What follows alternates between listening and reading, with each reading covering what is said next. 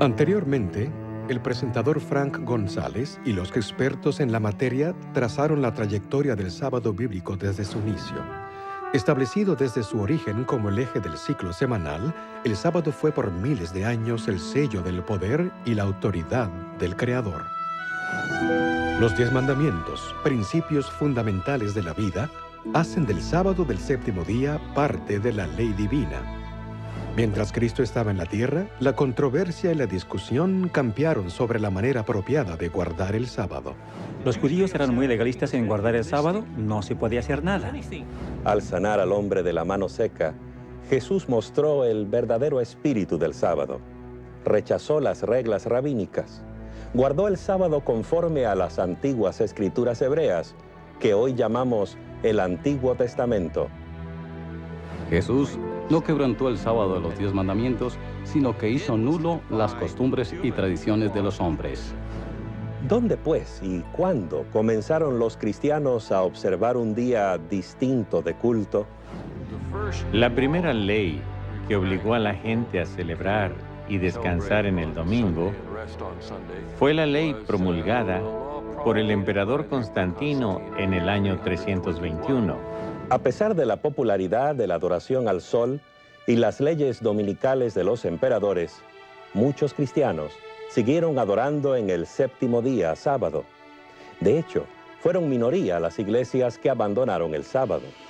Y ahora, continuemos con la tercera parte de la historia del conflicto sabático, en la parte tercera, titulado Un santuario en el tiempo.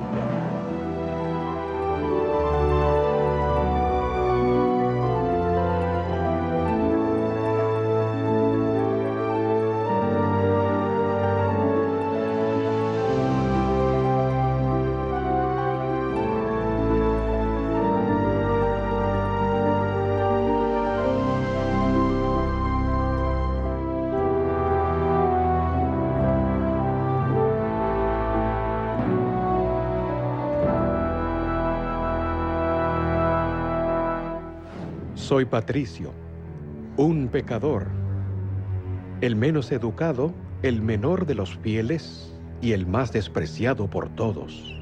Mi padre era Calpornicus, diácono, hijo de Potitus, el sacerdote de la villa de Benavent, Tarbuniae, donde tenía una finca, y allí me tomaron cautivo. Yo tenía 16 años de edad y no conocía al verdadero Dios. Me llevaron cautivo a Irlanda, junto a miles, y merecidamente, porque nos habíamos apartado de Dios y no guardábamos sus mandamientos. Esta es una copia de la Confesión de San Patricio, el testimonio de un hombre a menudo considerado como el irlandés más famoso de la historia. Pero los mitos y leyendas oscurecen su verdadera identidad. Era un gran misionero de Irlanda que hacía milagros. ¿Fue él quien hizo salir de la isla Esmeralda a las serpientes? ¿Quién fue en realidad San Patricio? Bienvenidos a la tercera parte de Un santuario en el tiempo. Hoy presentaremos el San Patricio histórico, un hombre muy distinto del Patricio de las leyendas y la tradición.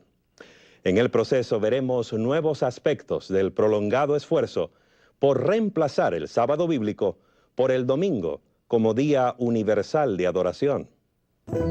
Patricio nació hacia fines del siglo IV en una cultura cristiana celta. Su religión era muy diferente del cristianismo latino o romano que se estaba imponiendo en otras partes de la Europa occidental. No sabemos quiénes fueron los primeros cristianos celtas, ni quién les habrá presentado el cristianismo. Ni siquiera estamos seguros cuándo empezó todo. Pero lo que sí sabemos es que ellos creyeron basados en los escritos de Patricio y de otros. Y lo que creían estaba basado en su entendimiento de las escrituras. Contrariamente a los teólogos de la cristiandad romana, quienes acudían a las enseñanzas de la Iglesia y los concilios, los celtas recalcaban la Biblia. Esta lealtad a la Biblia era lo que separaba a los cristianos celtas de la comunidad mayoritaria formada por los cristianos romanos. Por cuanto la Biblia era el fundamento de su fe, les era difícil aceptar la autoridad de la Iglesia romana. Es que la Iglesia celta se desarrolló fuera del alcance de la influencia romana. Tenía sus raíces en la Iglesia que guardaba el sábado, la cual comenzó con Jesús y sus apóstoles en el primer siglo. Tomando en cuenta cómo los celtas recibieron el cristianismo, sabemos que ellos eran creyentes firmes en las Escrituras. Se esforzaban en hacer lo que la Biblia les decía. Asimismo, sabemos que ellos conocieron el cristianismo antes de que la observancia del domingo entrara en boga. No hay ninguna indicación en las obras de Patricio de que él aceptara las enseñanzas de los padres de iglesia ni los cánones de concilios. Él acudía únicamente a las escrituras en las cuales basar su creencia, práctica y enseñanza. Esta era, pues, la religión de Patricio, basada en la Biblia, fiel a sus enseñanzas y obediente a sus mandamientos. Esa era la religión que habría de llevar a los habitantes de Irlanda.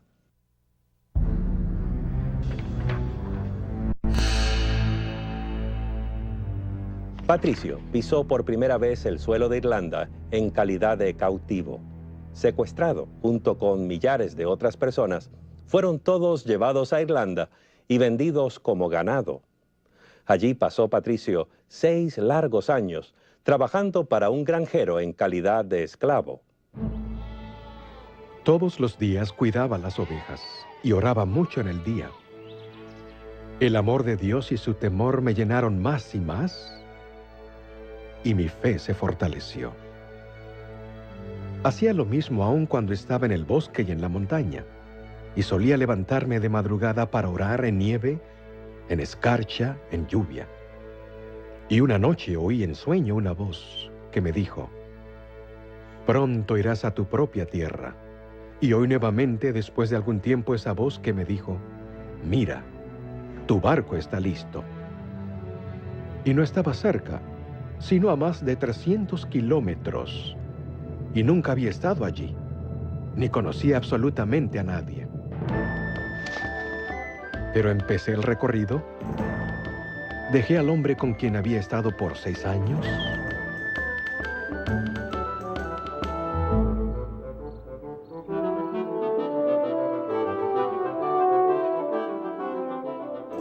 fui en la fortaleza de Dios, quien dirigió mi camino hacia el bien, y no sentía temor alguno hasta que llegué al barco. Patricio siempre creyó que su escape de Irlanda fue dirigido por una mano divina. Su propio pueblo lo recibió de nuevo, rogándole que nunca los volviera a dejar. Pero el plan de Dios para la vida de Patricio no se iba a cumplir en su propia tierra. En la noche vi en visión a un hombre llamado Victoricus, como si hubiera venido de Irlanda trayendo muchísimas cartas, y me dio una de ellas. Y leí las primeras palabras de esa carta diciendo: la voz del irlandés. Y mientras leía la carta, creí oír muchas voces en ese mismo momento, clamando a una sola voz: te pedimos, muchacho, ven y anda entre nosotros una vez más. Respondiendo a los ruegos del pueblo irlandés, Patricio volvió a Irlanda. Allí su carrera como predicador y maestro hizo que eventualmente se le considerara santo y lo colocó entre las filas de los misioneros cristianos mejor conocidos del mundo. Pero hay algo que no es tan bien conocido acerca de él. San Patricio guardaba el sábado, séptimo día. De hecho, su reposo sabático se volvió legendario. 2 siglos después de su muerte, su biógrafo escribió que cada séptimo día, Patricio y su amigo Victorico se reunían para orar y gozar de mutuo compañerismo. Algunos historiadores hasta creen que el amigo especial de Patricio era en realidad un ángel.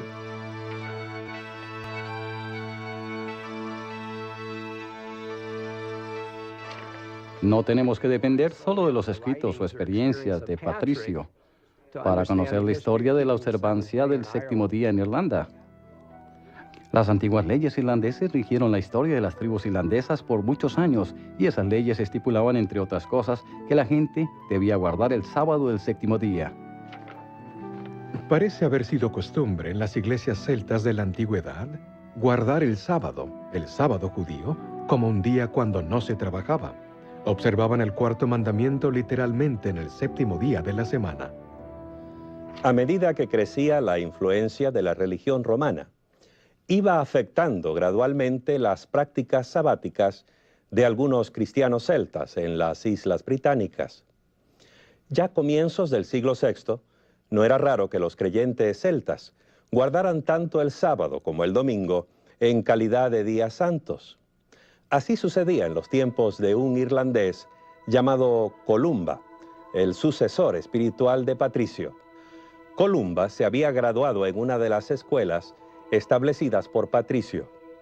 Nacido en una familia de la nobleza en torno al año 521, cedió su derecho al trono de Irlanda y se dedicó a una vocación más elevada. Columba estableció su empresa misionera en la rocosa isla de Iona. Él y 12 amigos llegaron a ese remoto lugar navegando desde la costa occidental de Escocia en pequeños botes redondos hechos con cueros de animales. Allí en Iona, Columba fundó una escuela de misioneros cuyos alumnos llevaron el mensaje cristiano al territorio escocés y lo esparcieron por toda la Gran Bretaña. En su doctrina, Columba se mantuvo fiel a sus raíces cristianas celtas. Guardó el sábado, séptimo día, como el día de reposo. Si bien se guardaba el domingo en honor de la resurrección de Cristo, Columba les enseñó a sus discípulos a guardar el sábado como igualmente sagrado. Sus instrucciones respecto a la observancia del sábado eran que sus seguidores debían salir a las márgenes de la isla Lona, meditar en la creación, leer las Escrituras y alimentarse espiritualmente en ese santo día.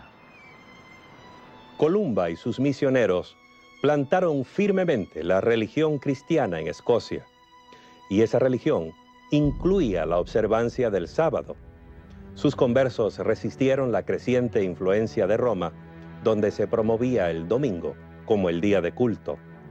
Columba murió el año 597, pero sus creencias perduraron por siglos en la religión de los escoceses.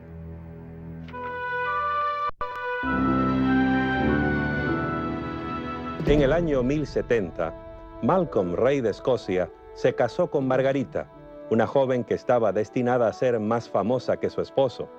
Dejó su marca en la historia mayormente como reformadora religiosa. De hecho, más tarde la Iglesia Católica Romana la declaró santa. Sabemos que Margarita creció en el palacio de los piadosos reyes de Hungría, quienes eran muy católicos, y desde la edad de 7 u 8 años ella vivió en el palacio de Eduardo, el confesor de Inglaterra, quien era también muy pío y devoto católico. En la corte inglesa, Margarita vivió bajo la influencia de los monjes benedictinos de Canterbury. Cuando las condiciones políticas hicieron que su familia no se sintiera bienvenida en Inglaterra, se trasladaron a Escocia, donde el rey se fijó en Margarita. Parece que Margarita pensaba hacerse monja. Según un informe, no quería casarse con Malcolm, rey de los escoceses, porque ella quería consagrarse a sí misma para ser, como ella misma decía, la novia de Cristo. El biógrafo de Margarita nos dice que ella en su niñez era muy dedicada a la iglesia y tenía interés en hacerse religiosa.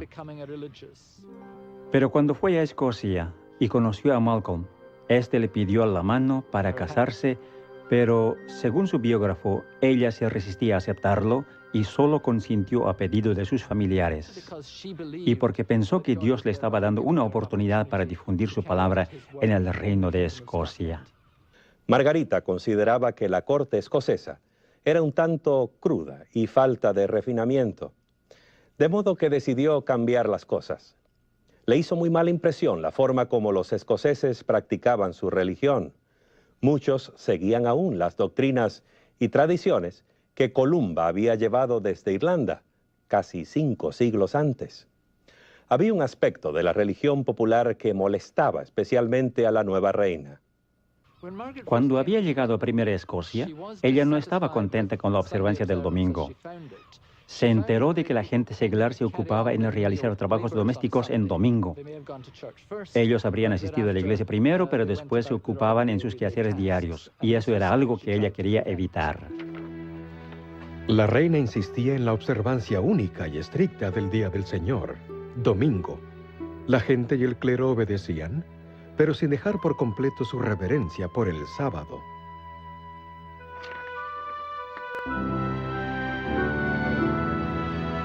La historia de los primeros siglos de la era cristiana revela un movimiento definidamente contrario al séptimo día, sábado, y favorable al domingo.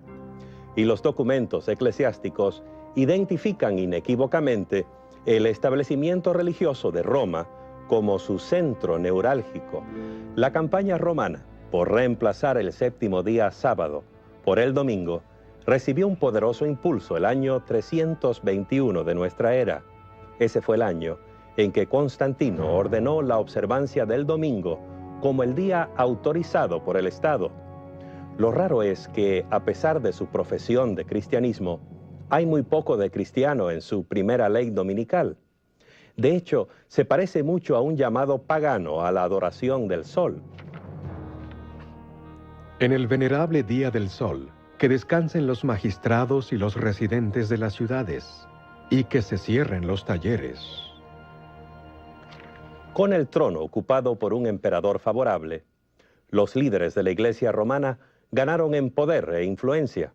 En sus concilios dieron pasos atrevidos para imponer la observancia del domingo y animar a los creyentes a desecrar el sábado bíblico. Algunas de sus acciones adquirieron un sabor decididamente antisemítico. Los cristianos no deben judaizar al descansar en sábado, sino más bien trabajar en ese día, honrando así el día del Señor, domingo. Y si pueden, descansando como cristianos. Si se descubre a alguno siendo judaizante, que sea anatema de Cristo. Sus pronunciamientos en contra de los judaizantes se referían a los que, como los judíos, rehusaban trabajar en sábado.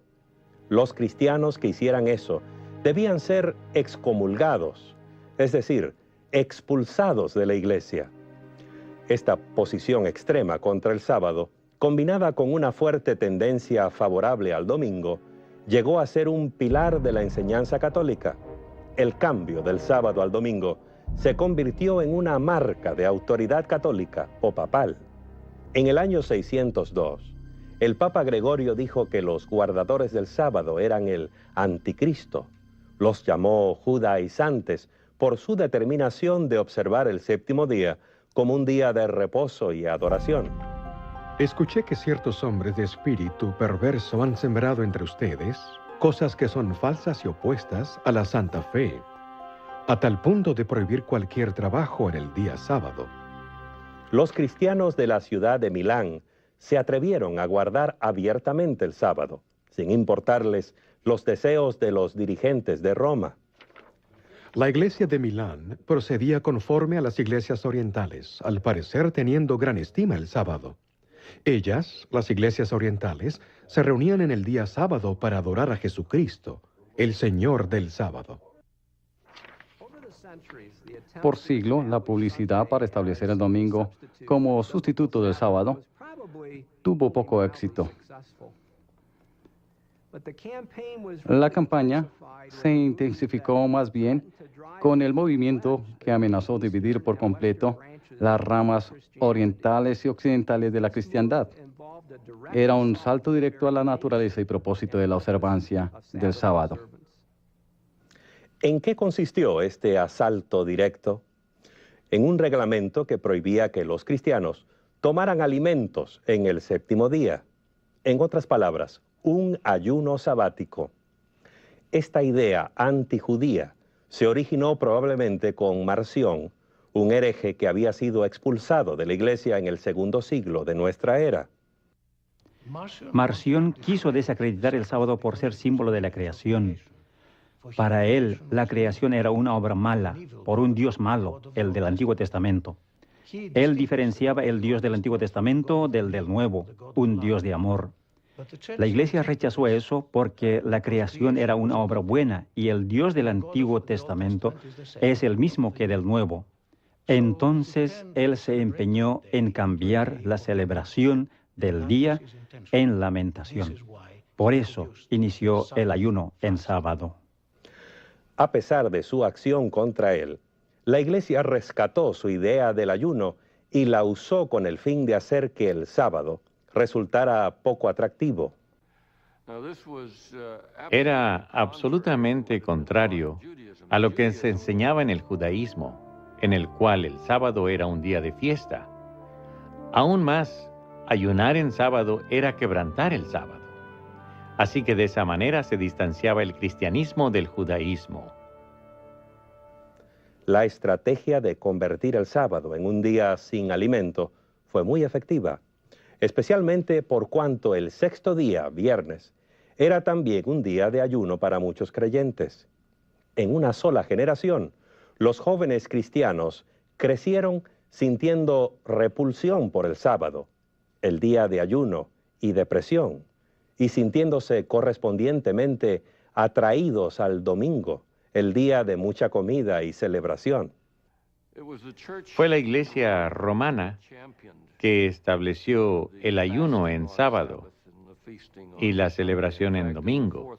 De hecho, en el siglo IV, el Papa Silvestre dijo que eso era bueno hacerlo, en desprecio a los judíos. Si los cristianos observan cada domingo alegremente debido a la resurrección, entonces debido a la sepultura, cada sábado debiera ser tenido para execrar a los judíos. En otras palabras, a los cristianos se les enseñó a ayunar el sábado como expresión de su desprecio por los judíos, al punto de ser dicho ayuno una maldición representada contra ellos. Pero aún esta estrategia específica contra el sábado no logró sino un éxito parcial. Prominentes dirigentes de la Iglesia se opusieron a ella. Hipólito, un obispo del tercer siglo, sentía que era un grave error. Inclusive algunos hoy piden que se ayune en sábado, lo cual Cristo no ha dicho, deshonrando así el Evangelio de Cristo. Hay incluso informes de que Agustín, uno de los padres de la Iglesia romana de mayor influencia, salió en defensa de miembros que no guardaban el ayuno sabático. Los dirigentes en Roma lograron finalmente imponer el ayuno en sábado a sus seguidores en el mundo cristiano occidental. Pero no se puede decir lo mismo de los del Oriente, donde la influencia ortodoxa era muy fuerte. Los cristianos orientales se resistieron, cuya noción del sábado era completamente diferente. El ayuno en sábado no hace ningún sentido a los ortodoxos porque el sábado es un día que marca dos grandes acontecimientos, la culminación de la creación y la de redención. Así que el sábado es un día de doble celebración y jamás podría ser asociado con ayuno y lamento.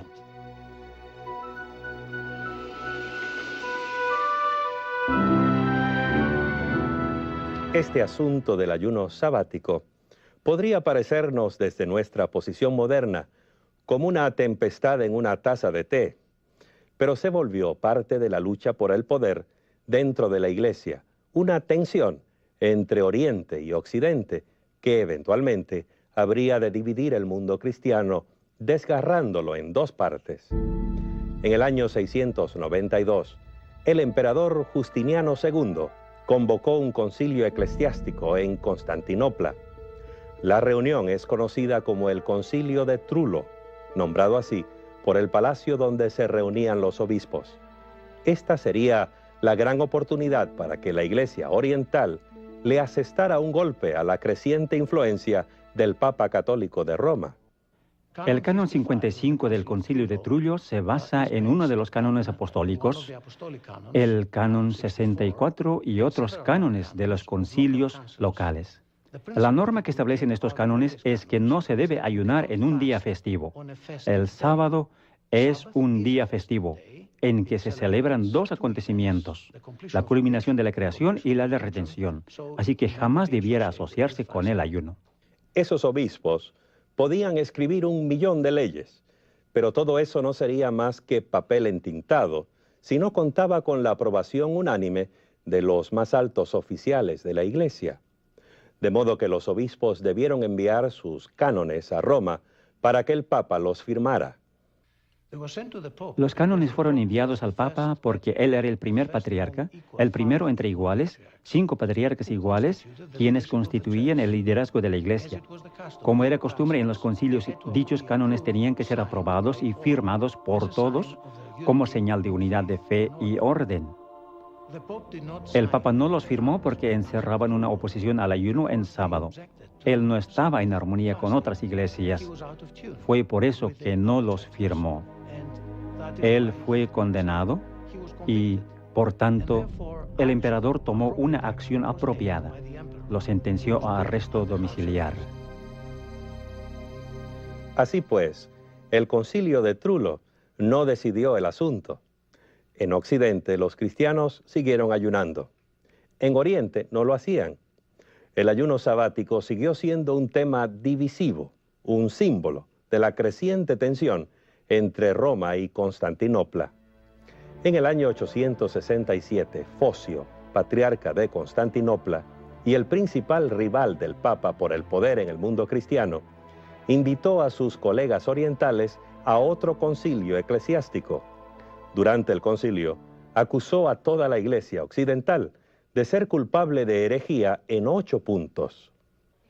El cisma fotien entre Constantinopla y Roma giró sobre varias cuestiones. El principal asunto fue el conflicto sobre el sábado, según los documentos primarios que relatan este conflicto. Mediante el fraude y artificio, ellos procuraron desviar a la gente de la fe pura de la cristiandad para corromperlos con sus errores. Les exigieron que observasen el ayuno del sábado en contra de los cánones de la Iglesia. En los siguientes 200 años, hubo muy poca interacción entre ambos bandos. Después, los antiguos conflictos se vieron agravados por nuevas disputas.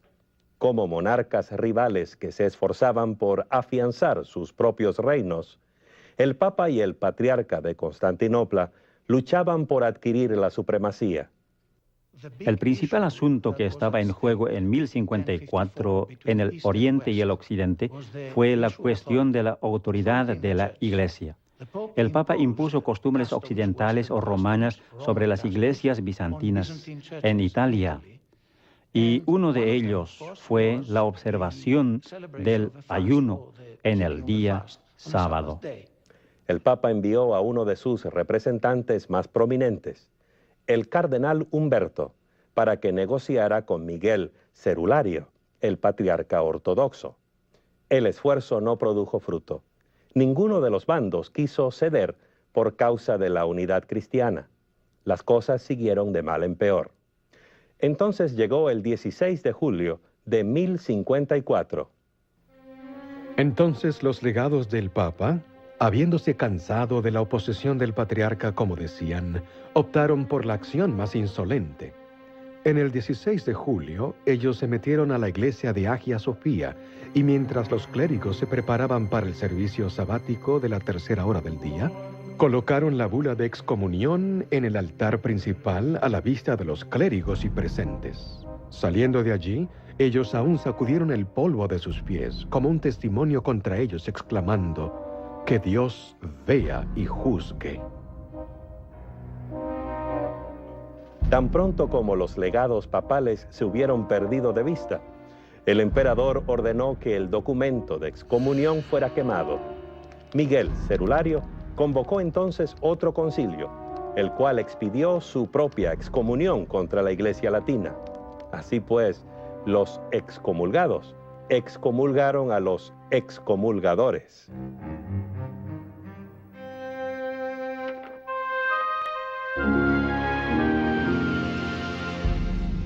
Es claro que la lealtad al sábado del 4º mandamiento no se desvaneció fácilmente. Los esfuerzos de la Iglesia romana por promover el domingo como alternativa continuaron. un subterfugio novedoso. Tomó la forma de una carta, la cual supuestamente había venido directamente del cielo.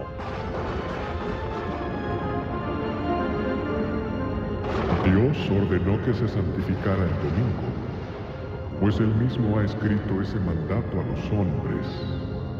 No sea que hagan trabajo servil en domingo. La misma carta afirma haber sido escrita por Jesús.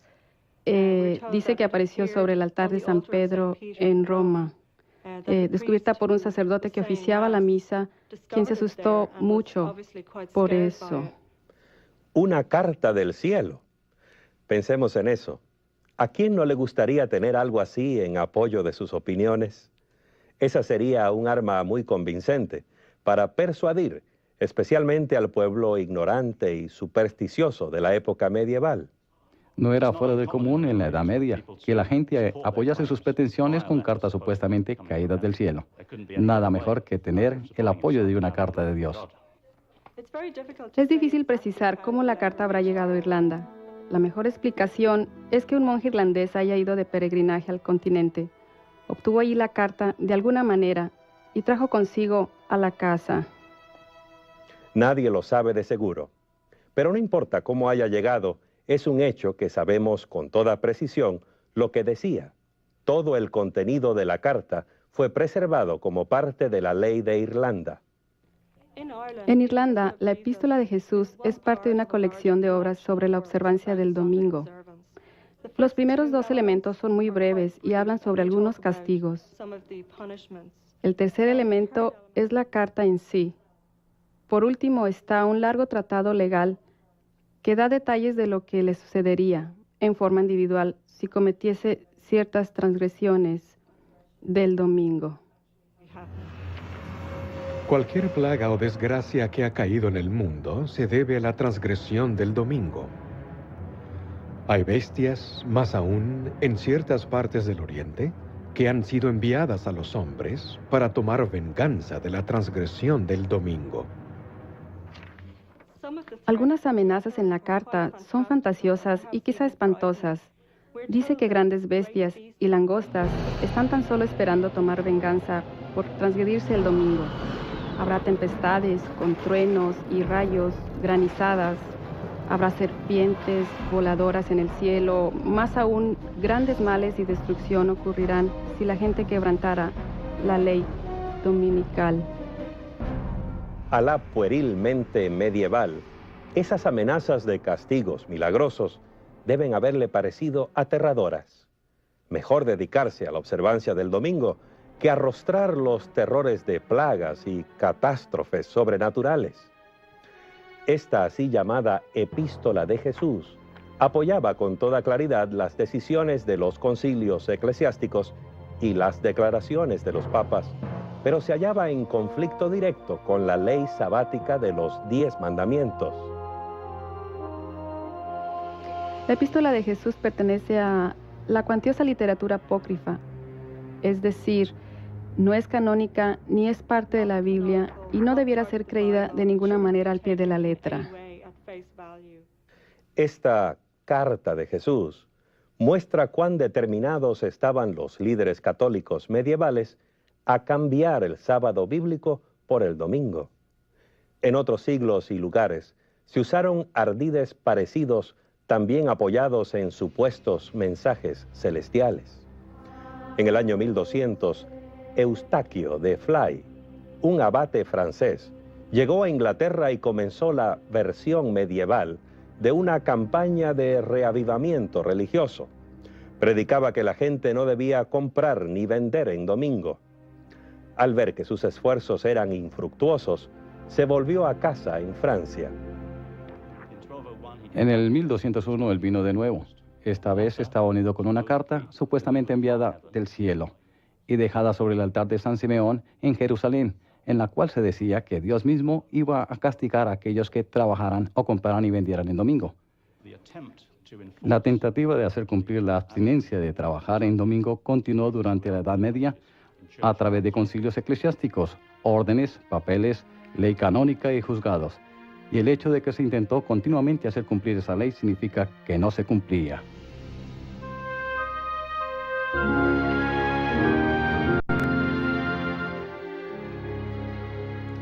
En general, sin embargo, la Iglesia de Roma logró establecer e imponer la observancia del domingo.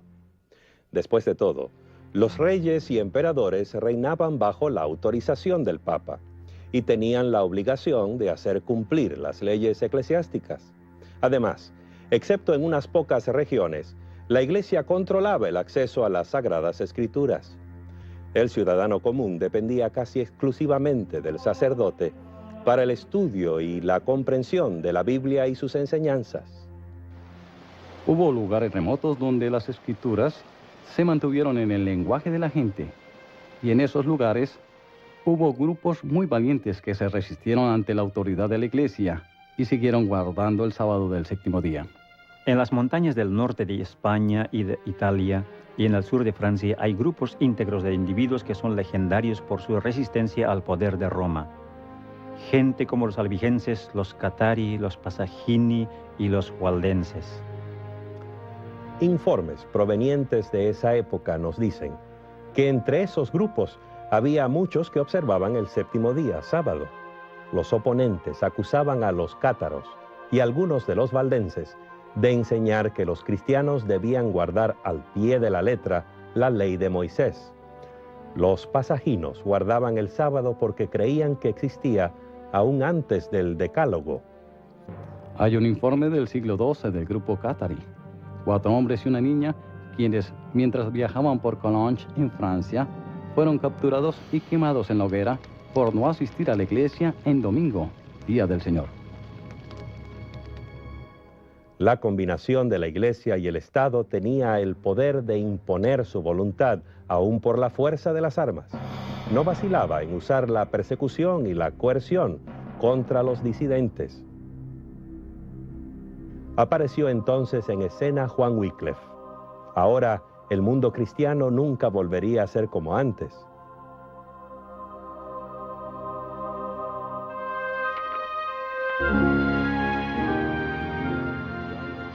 Juan Wycliffe nació en Yorkshire, en un pueblito llamado Hipswell, de una familia rica, en una casa feudal.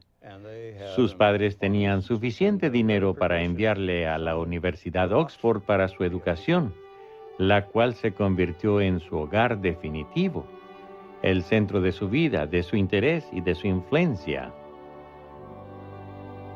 Juan Wycliffe era un hombre apasionado por la palabra de Dios y procuró dar a conocer esa palabra al pueblo inglés.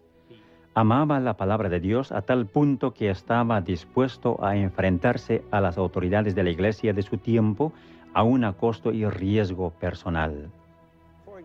En cuanto a la lectura personal de la Biblia, la iglesia establecida tomó el punto de vista de que la gente ordinaria es muy tonta para hacerla. Se necesitaba alguien con años de educación de alto nivel para entender bien la Biblia.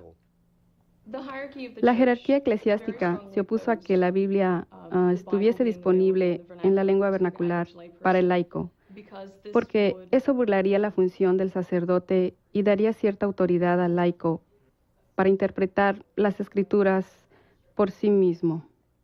Juan Wycliffe le comprendía y respetaba a la gente. En su tiempo, toda instrucción y enseñanzas religiosas se impartía a través de la iglesia instituida. Pero la iglesia instituida no estaba enseñando la palabra de Dios a la gente. Wycliffe pensaba que las enseñanzas de la Biblia eran suficientemente claras como para que la gente común las pudiera comprender. Si la tuvieran a su alcance, podrían decidir por sí mismos qué creer y cómo actuar. Y yo creo que hasta cierto punto la iglesia temía eso, porque les iba a quitar el poder, la autoridad y el prestigio que gozaban en ese tiempo. El motivo por qué Juan Wycliffe se puso a traducir la Biblia al inglés responde a su opinión de que la autoridad suprema en cuestión de fe y conducta es la Biblia. Wycliffe fue la fuerza motriz para traducir la Biblia al inglés de los siglos XII al XV. Se le ve como el padre de este proyecto.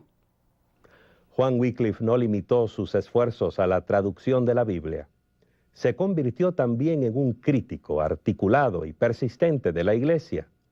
En su mano, la pluma llegó a ser un arma.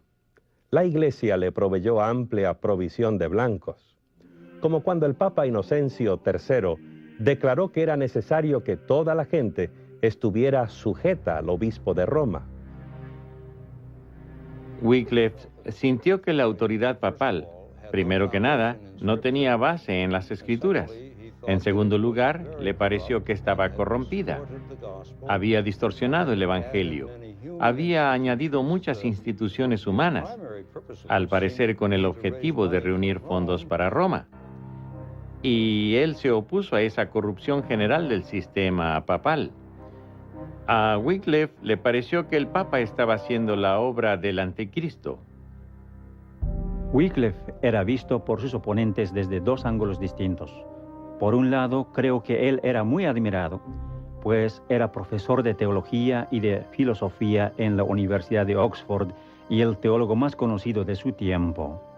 Por otro lado, le veían como alguien peligroso. La posición de la Iglesia Católica Romana hacia Wycliffe fue que él era el mayor hereje de todos esos tiempos, porque él atacaba a la Iglesia muy enérgicamente como el Anticristo.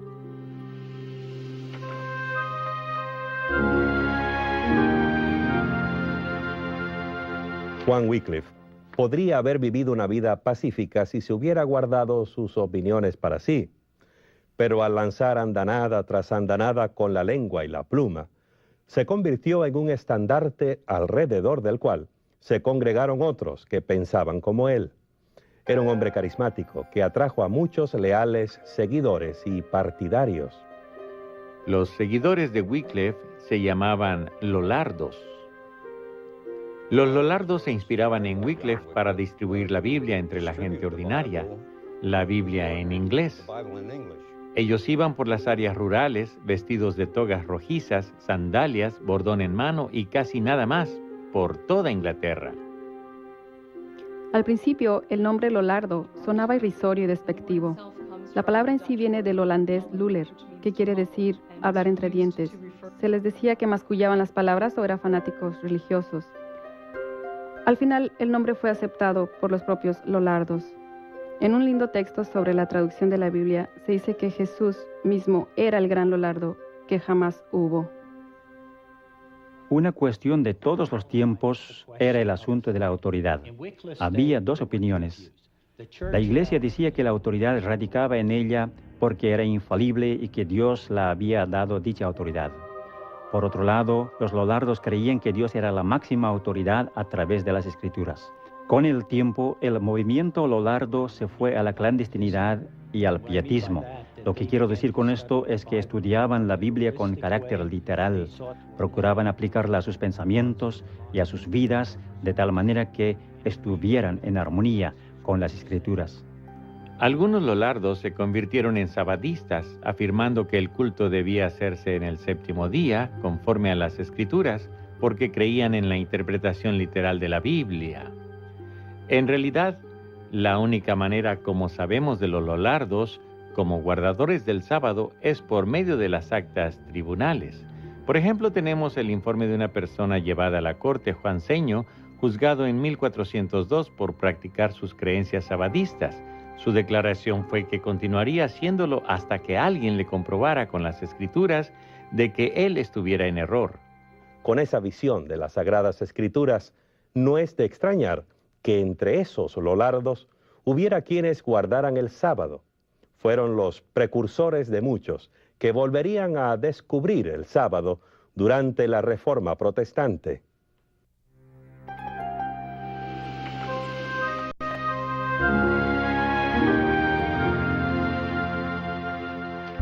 En 1377, el Papa Gregorio XI publicó una declaración oficial acusando a Wycliffe de herejía, pero la Iglesia romana no pudo restringir efectivamente la expansión de sus ideas. Eran demasiado poderosas, demasiado convincentes. Una vez que llegaron a los centros educacionales de Europa, no hubo forma de detenerlas. Las enseñanzas de Wycliffe inspiraron ideas revolucionarias en las mentes de los primeros reformadores protestantes. Por eso los historiadores han llamado a Wycliffe la estrella matutina de la Reforma. La Iglesia de Roma atacó violentamente a los que creían que las Escrituras tenían la autoridad sobre la Iglesia. Wycliffe murió de causa natural, pero muchos de sus seguidores no tuvieron esa suerte. Se desencadenó una severa persecución en forma efectiva, porque la Iglesia y el gobierno inglés mantenían entre sí una estrecha relación. En los últimos siglos de la Edad Media, la relación Iglesia y Estado era casi íntima. Ambas instituciones se llevaban muy bien. En gran parte, los eclesiásticos más antiguos, los obispos de la Iglesia inglesa, administraban el Estado a favor del rey. Por otro lado, el Estado apoyaba a la Iglesia, especialmente a través del decreto parlamentario de 1401, conocido como el decreto para quemar a los herejes. De esta manera, el Estado retribuía el favor a la Iglesia y mantenía su posición exclusiva sobre los herejes minoritarios conocidos como lollardos. A pesar de la oposición proveniente de la confederación que formaron la Iglesia y el Estado, las ideas de Juan Wycliffe se arraigaron en el corazón de muchos en Inglaterra, incluso algunos miembros pudientes de la nobleza. Juan Oldcastle era uno de los nobles que tomó interés en los puntos de vista de Wycliffe. Colaboró de varias maneras, por ejemplo, con dinero y predicando él mismo los postulados de Wycliffe. Cuando eso se prohibió por un decreto parlamentario bajo prisión o pena de muerte, él continuó haciéndolo. Al final fue arrestado y quemado en la hoguera. Las instituciones religiosas tienen la triste historia de recurrir a la fuerza cuando les falla la persuasión. Eso es muy cierto cuando la Iglesia y el Estado se unen, tal como ocurrió con la Iglesia de Roma en la Edad Media. Si se podía mantener la suprema autoridad de la Iglesia, las enseñanzas de la Biblia podrían permanecer despreciadas y olvidadas. Pero si la Biblia llegaba a ser considerada como la sagrada fuente de doctrina y la guía legítima de la conducta cristiana, el poder de la Iglesia y sus tradiciones se verían profundamente debilitados. Y gracias a Juan Wycliffe, eso es precisamente lo que sucedió en los siglos anteriores a la Reforma Protestante. A medida que crecía el conocimiento de la Biblia, aumentaba también la comprensión renovada del plan de Dios para la humanidad, como lo revela el Decálogo. Y desde luego, esto viene a incidir en nuestra historia del séptimo día. Una vez que la Biblia estuvo disponible en el idioma de la gente común, se estableció el escenario para el redescubrimiento del sábado bíblico. Y esa es la historia que contaremos cuando volvamos trayendo la parte número 4 de Un santuario en el tiempo.